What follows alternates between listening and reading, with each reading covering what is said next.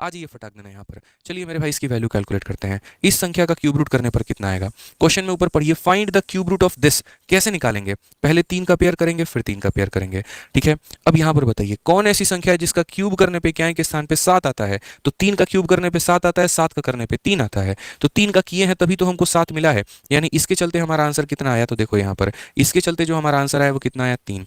अब कौन सी संख्या का क्यूब 148 के करीब में है।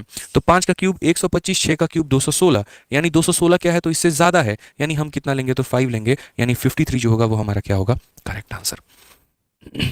53 जो होगा मेरे भाई वो क्या होगा, बिल्कुल सही उत्तर होगा। एक पैसे की गलती नहीं है, एक पैसे की कोई कमी नहीं है, और यही हमारा क्या है तो बिल्कुल सही आंसर है। समझ गए यहाँ पे। चलिए आ जाइए अगले सवाल की तरफ बढ़ते हैं। अगला सवाल यहाँ देखते हैं, 3 हो गया और यहाँ पर ये 3 हो गया। कभी भी किसी भी संख्या का अगर आपको क्यूब रूट निकालना है, आप उसको 3-3 के जोड़े में बांटो। आप क्या करो, उसको 3-3 के जोड़े में बांटो। अब कौन सी ऐसी संख्या है जिसका क्यूब करने पे 3 आता है। 7 का करने पे 3 आता है, 3 का करने पे 7 आता है, अभी बताए थे। यानी अगर यहाँ 3 आ रहा है तो 7 का क्यूब करने पे यूनिट डिजिट 3 आता है। तो मेरे भाई उन 2 अंकों में एक अंक का तो पता चल गया। अब उसके बाद कौन सी ऐसी संख्या है जिसका क्यूब हमारा 300 के करीब में है, जिसका क्यूब हमारा 300 के करीब में है। याद करना पड़ेगा, 1 से लेकर 10 तक के क्यूब मुझबानी आपको याद होना चाहिए, और कल के सेशन में तो हमने याद भी करवाया है।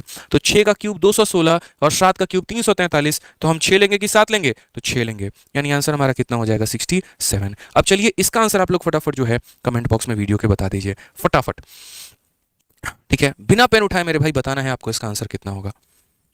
आ जाइए, क्या बोलेंगे, बोलेंगे सर देखो यहाँ पर इसको भी हम 2 भागों में बांटेंगे। 3 हो गया और 2 पार्ट हो गए। क्या हो गया सर, यहाँ पर 3 हो गया और 2 पार्ट हो गए। किस संख्या का क्यूब करने पर क्या के स्थान पर 5 आएगा। तो बोलोगे सर 5 का क्यूब करने पे क्या के स्थान पे 5 आएगा।